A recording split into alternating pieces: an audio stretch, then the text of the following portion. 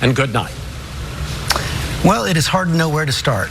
I'm not sure how people are going to feel about that to be continued at the end. And people have to make their own judgments about how the candidates handled themselves tonight, who made the better case, who offered plans for the future, who told the truth, and who deserves to be president. Those are all judgments that are going to be made over the next several days and weeks. But I have to speak personally here as somebody who's watched presidential debates for 40 years, as somebody who's moderated presidential debates, as someone who's prepared candidates for presidential debates, as someone who's covered presidential debates. That was the worst presidential debate I have ever seen in my life. A lot more heat than light over some 98 minutes. I want to go to the room right now. John Carl, you were there in the room. You cover the president. Your thoughts? George, the debate was a total mess. It was a mess of interruptions, petty insults. I was in touch with some people on the floor who told me they were stunned by what they were seeing transpire on that stage. Donald Trump came across like a bully. There was an avalanche of untruth statements that came out. Joe Biden did not have a particularly steady performance. I could say, really honestly, it looked as if both men lost this debate, and in that sense, the real loser is Donald Trump, because as we said at the start, Donald Trump was the one that needed to change the dynamic of this race. He is the one that is losing. He is the one that needed to change the trajectory. He is the one that needed a big win, and that did not happen tonight. Mary Bruce? Well, Joe Biden's campaign is feeling very good right now. They came into tonight with a goal not to get dragged into the mud with Donald Trump, but to instead speak directly to the American people about what they feel are the issues that matter most. And the campaign aide tells me that every single time that Joe Biden essentially went around the president and stared straight down the barrel of the camera and talked to the American public, spoke to voters directly about a vaccine, about the economy, COVID, about election integrity, they say every single one of those moments they were winning.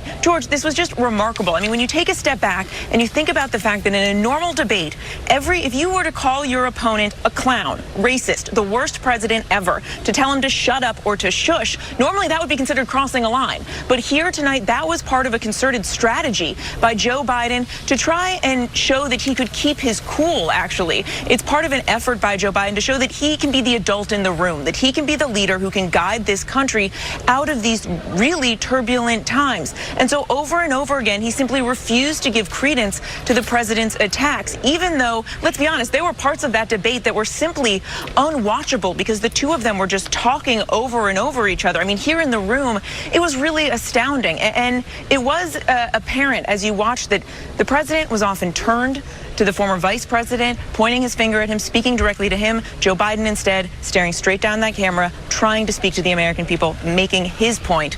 The Biden campaign says all you saw tonight from the president was chaos.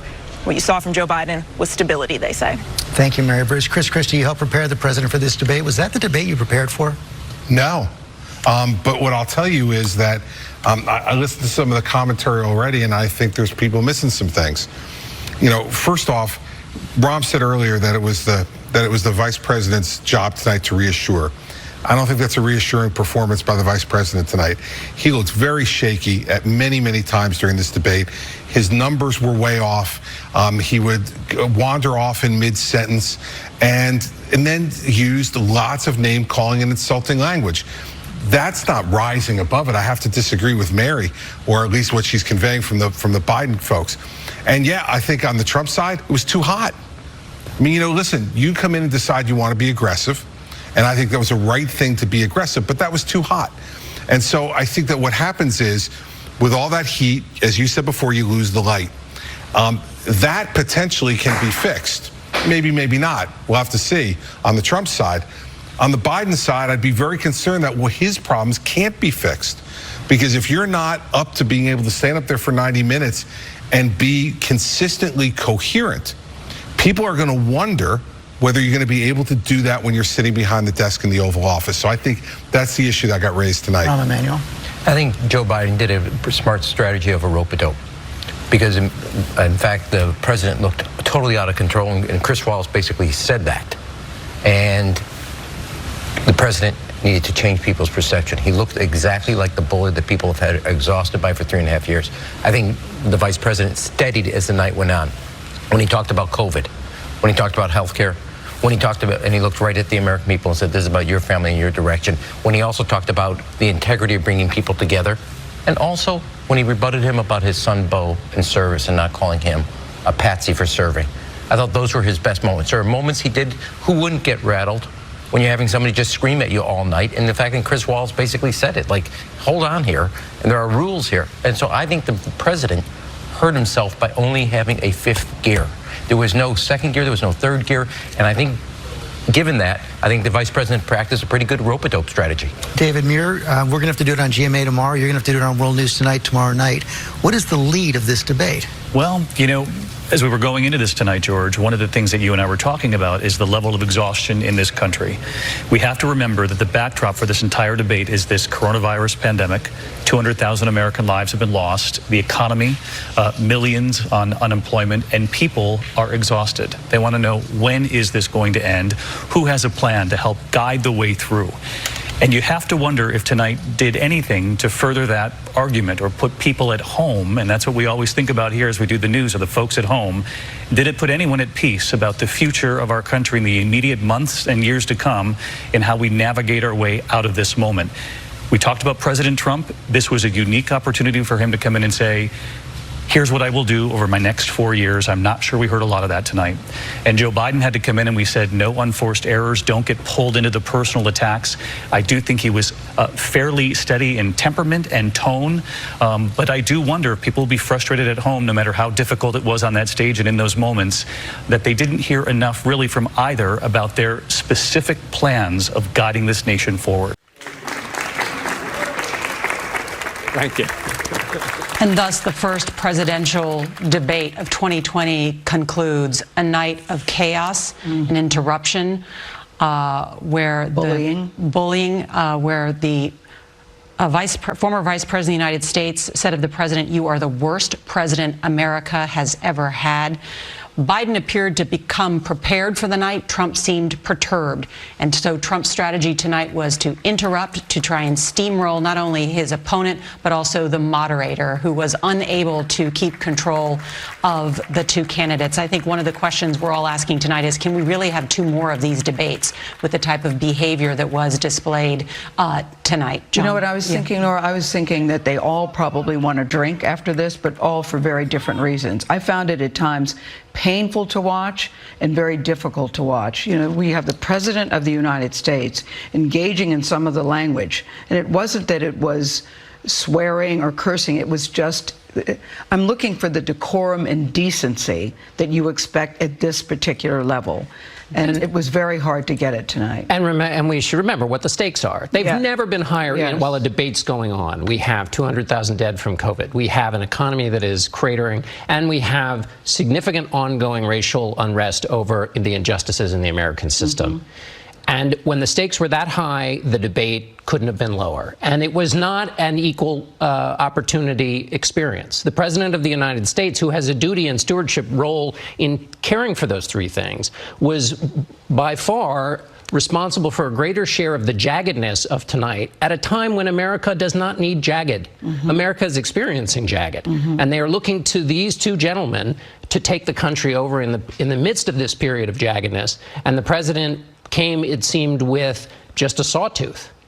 We are going to have a poll tonight about who won. We are going to fact check tonight. We are going to have more analysis. We're going to talk to Kamala Harris. So there's still a lot ahead in this hour.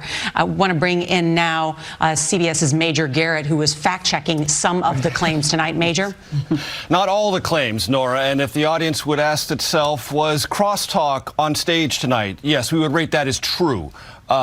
Now, to some of the contentions made during the debate. Our first fact check is, this came early in the debate. Former Vice President Biden said that 100 million Americans have pre-existing conditions. We rate that as partially true, and here's why. In 2017, this would be the Trump administration's Department of Health and Human Services released a study, and it found that 23% to 51% of non-elderly Americans, meaning those under the age of 65, or 61 million to 133 million Americans, have pre-existing conditions. That's why we rate that claim as partially true. Also, during the debate, when it was focused on COVID-19, the president said younger people aren't vulnerable about this. meaning vulnerable and exposure to COVID-19.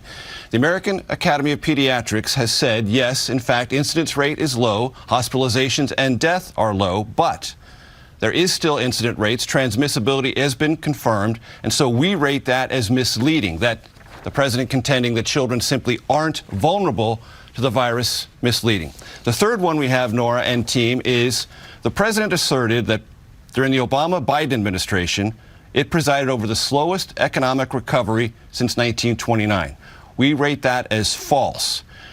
Economists will differ on all sorts of things when it comes to economic numbers, but it is clear to say that the slowest recovery from a recession was after the 2001 dot-com bubble burst, and that the recovery from the Great Recession, while slow, and by historic standards not nearly as great as recoveries from deep recessions, it was not the slowest recovery since 1929, which is why we rate it as false.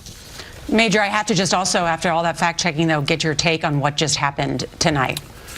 So, to your point, Nora, the president clearly wanted to do everything he could to get Joe Biden, the former vice president, either off his game or distracted by his mere presence. And I was in contact with Biden debate prep specialists, and they said the big challenge for the former vice president was to not take that, was to stay on point. He tried the best he could, but he also got personal in ways that I think the debate team would have preferred that he not. If hearing that this debate is over was music to your ears, you may not be alone. What could have been a low point in American political discourse, certainly in any modern debate we've seen, just took place over an hour and a half. If you showed up looking for a food fight, you got a brawl between these two men, a language that we have rarely heard from candidates in a political debate, a name calling that went to a new level. Frankly, Savannah Guthrie, I'm a bit of loss for words here to describe what we've just witnessed. Well, maybe because I think, like so many in this country watching this, your jaw just dropped. You can't pretend that this was a normal debate, a normal example of American democracy at work, a normal, tussle between foes. This was different. This was an all-out grudge match. It was undignified at many times. It was cringeworthy at many times. And you just, as I turned to Chuck, we can't pretend, and I can't go to you, Chuck, with my normal give me some political analysis question, because I think we need to just pause for a moment and say, that was crazy. What was that? It was a train wreck, but it was a train wreck of the making of one person. I mean, we know who did it. President Trump did this, and in some ways, it's the only way he knows what to do. He bulldozed over the moderator, he bulldozed over Chris Wallace, bulldozed and at times flustered Joe Biden. But I don't know if anybody wouldn't have been flustered by the president's behavior and the president's performance. It was a pure train wreck. I don't know how that helped anybody. If you were watching this as an undecided voter, I don't know if it helped at all. I don't know what you learned. Well, did you stay on the channel? I got a lot of texts from people saying I turned it off. Yeah, I've gotten a lot of those comments too, both from true outsiders and from friends and family. A lot of people seem to turn this one off. I go back, I'm trying to figure out, and I'm trying to find, okay, did this politically help anybody? I will say this, Joe Biden's campaign has been trying to make the case, essentially, that President Trump is a fraud, a bully, and has no plans. That was one thing that seemed to get through, I think, at times, and certainly President Trump played the role of the bully quite well. The Trump campaign has been trying to paint Joe Biden as out of it and captive of the left. I think his folks are going to think that the president scored some points here or there. But I'm looking at it, I think a lot of people are going to look at this and feel perhaps a tad empathetic for anybody that had to participate in this. Let me go to Andrea Mitchell right now. Andrea, many of the things that we talked about in the last couple of days came true in terms of the president's strategy to try to get under Joe Biden's skin. He went after his son Hunter on a number of occasions, including when Vice President Biden was talking about his son Beau, who had died honorably serving as a soldier. true. I mean, but this was such a hot mess. You can fault Joe Biden perhaps for letting the president get him rattled and for not drilling down on the tax issue and other issues. But frankly, the format, and that you have to fault the moderator in the way the questions were posed once President Trump was rolling over them and bulldozing them, because they didn't talk about COVID nearly as much as race and violence and protests. I mean, it was really in the ballpark of the president because he kept bringing things back to that issue and not letting Joe Biden answer a question. So by blowing it all up and running roughshod over everyone else, he didn't let Joe Biden make the points that he was prepared to make until perhaps the last half hour, last hour, perhaps 45 minutes, where Biden seemed to regain his footing. And the contrast was clear, but I've been watching debates, covering debates since 1976. I've never seen anything like this. I don't think any of us have. Compare it to any debate in presidential history. This was a disgrace, frankly. And the president just did not observe any of the format that his own campaign had agreed to. So I'm not sure what Joe Biden could have done other than trying to get a word in and trying to answer the questions that were asked.